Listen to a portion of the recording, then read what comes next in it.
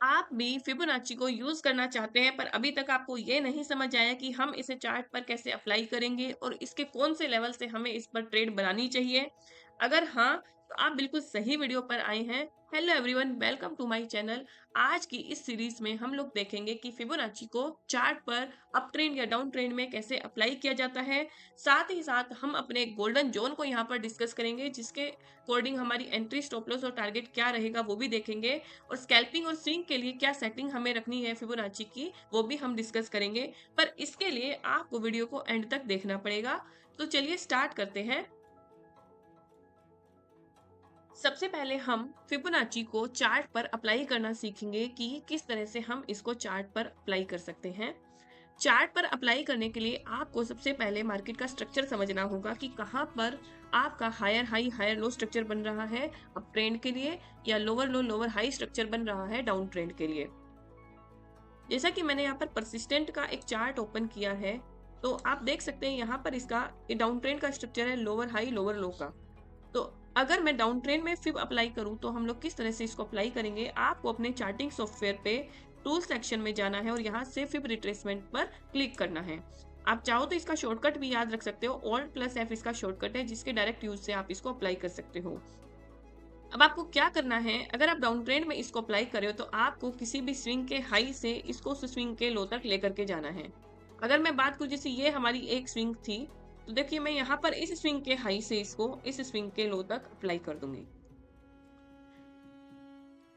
तो आप देख सकते हैं कि इसने 0.5 के लेवल तक पुल बैक लिया और वहां से स्ट्रक्चर फिर से डाउन हुआ। उसी तरह मैं अगर अप ट्रेंड की बात करूं तो आपको पहले स्ट्रक्चर समझना होगा कि कहाँ पर आपके हायर हाई हायर लो बन रहे हैं। तो जब इस तरह की स्विंग हमारे पास बन जाती है मार्केट में, तब इसको अप्लाई करना सही रहता है।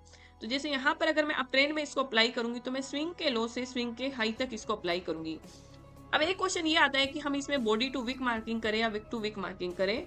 आपको ये ध्यान रखना है, अगर कैंडल की विक का साइज बहुत ज्यादा लार्ज है तो आप उसमें बॉडी टू विक मार्किंग करिए, और अगर विक का साइज जो है वो स्मॉल है तो आप वहां पर विक टू विक मार्किंग करिए। तो मैं यहाँ पर बॉडी टू वीक मार्किंग कर लेती हूँ। तो इस तरह से देखो अप ट्रेंड में मैंने इसको अप्लाई किया। आप देख सकते हो कि इसने 0.5 के लेवल को भी ब्रेक किया और 0.6 और ये जो हमारा स्टॉप लॉस जोन है वहां तक आकर के फिर इसने मूव किया। तो ये हुआ फिब को अप्लाई करना।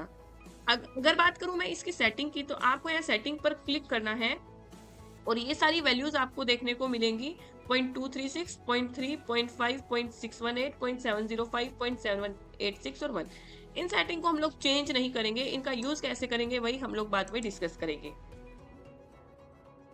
अब आपने चार्ट में फिबोनाची को अप्लाई करना सीख लिया है, पर आपको इसके लेवल हमेशा याद रखने हैं कि फिब की सीरीज में हमारा जो 0.382 का लेवल है, इसको हम शेलो रिट्रेसमेंट बोलते हैं। अगर आप एक स्कैल्पर हैं तो आपको वही सेटअप ढूंढना है जहां पर ये शेलो रिट्रेसमेंट से आपके प्राइस के अंदर एक मोमेंटम आ जाए। क्योंकि बीइंग ए स्कैल्पर हम लोग बड़े पॉइंट्स के लिए ट्रेड नहीं करते हैं, हम लोग छोटे पॉइंट के लिए ट्रेड करते हैं। इसीलिए हमें वही लेवल यहाँ पर ढूंढने हैं जो शेलो रिट्रेसमेंट को शो करते हैं। अगर मैं 0.5 की लेवल की बात करूं तो इसको हम हेल्दी पुलबैक लेवल बोलते हैं। अगर आप एक इन्वेस्टर हैं और आप अपने स्टॉक को काफी लंबे टाइम तक होल्ड कर रहे हैं, तो आपको अपने स्टॉक में बाय ऑन डिप कब करना है, आपको उस पे किसी बड़े टाइम फ्रेम के चार्ट पर फिब को अप्लाई करके इस 0.5 के लेवल को मार्क करके रखना है। तो जब भी आपका वो स्टॉक इस 0.5 के लेवल पर आता है, वहां पर आप अपने उस स्टॉक में उस डिप पर ऐड कर सकते हैं। अगर मैं ट्रेडर की बात करूं जो कि स्विंग और पोजिशनल ट्रेडर हैं या जो इंट्राडे ट्रेडर हैं, उनके लिए 0.618 गोल्डन रेशियो रहती है। बहुत सारे ट्रेडर 90% जो ट्रेडर होते हैं वो इस लेवल पर बाय कर लेते हैं। पर क्या आपने कभी ये बात नोटिस की है कि 0.618 लेवल पर भी एंट्री लेने के बाद स्टॉप लॉस हमारा हंट हो जाता है? तो यही तो हमारे इस वीडियो की खास बात है कि अब से हम लोग 0.618 लेवल पर एंट्री ना बना करके हमारे गोल्डन जोन, जिसको हम लोग 0.786 जोन बोलते हैं, वहां पर अपनी ट्रेड को प्लान करेंगे। अब सबसे पहली बात कि हमने इस 0.786 लेवल को क्यों चूज किया, 0.618 को क्यों नहीं चूज किया। आपको क्या लगता है कि मार्केट में जो इंस्टीट्यूशन है उनके पास हमारे डाटा नहीं जाता है? ऐसा नहीं है। उनको पहले से पता होता है कि फिब के अकॉर्डिंग बहुत सारे लोग अपना स्टॉप लॉस 0.618 लेवल के नीचे रखते हैं। हमने उन्हीं के उस कॉन्सेप्ट को सोच करके कि 0.618 के नीचे के लेवल स्टॉप लॉस लेवल होते हैं और बहुत सारे केस में उन लेवल्स पे स्टॉप लॉस को हंट करा करके फिर आपकी ट्रेड चलती है, उसी कंसेप्ट को यूज करते हुए हमने 0.786 के लेवल को यूज किया है। तो अब से आपका जो रियल एंट्री जोन होगा, जिसको 90% लोग नहीं जानते, वो आपका 0.618 नहीं होगा। आपको अब से अपनी एंट्री 0.705 से 0.79 जोन के आसपास रखनी है और वहां से उसके नीचे के लेवल पर आपको अपना स्टॉप लॉस रख के 1:2 के टारगेट या 1:3 के टारगेट के साथ उसको होल्ड करना है। यही हमारा गोल्डन ट्रैप जोन है, मतलब यहाँ पर हम स्टॉप लॉस के पास अपनी एंट्री बना रहे हैं और वहां से हो सकता है कुछ ट्रेड हमारी छूट भी जाए, पर जो ट्रेड हमारी इसमें हमें मिलेंगी ना, तो वो बहुत अच्छे टारगेट भी हमें देंगी। अब एक और बात जो बहुत सारे ट्रेडर को नहीं पता है कि जो फिबोनाची है और जो टाइम है, ये भी आपस में एक दूसरे को फॉलो करते हैं। यानी कि फिबोनाची सिर्फ और सिर्फ आपको प्राइस का मूवमेंट नहीं शो करती है, यहाँ पर टाइमिंग का भी एक कोम्बो रहता है। जैसे कि अगर किसी भी चार्ट में बहुत बड़ा इंपल्सिव मूव आ रहा है तो ऑलमोस्ट 20 कैंडल में जाकर के आपका पूरा होगा और जो रिट्रेसमेंट है वो ऑलमोस्ट 13 कैंडल के आसपास जाकर के आपकी पूरी होती है। किसी किसी केस में अगर मार्केट ज्यादा साइडवेज रहता है तो 13 से 21 कैंडल की रेंज में भी रिट्रेसमेंट आपकी रहती है। यानी कि अब आप यहाँ पर एक और कॉन्सेप्ट यहाँ पर यूज कर सकते हो कि आपको अपने स्टॉक में एंट्री तब बनानी है जब आपका प्राइस और टाइम एक ही लेवल पर अलाइन हो।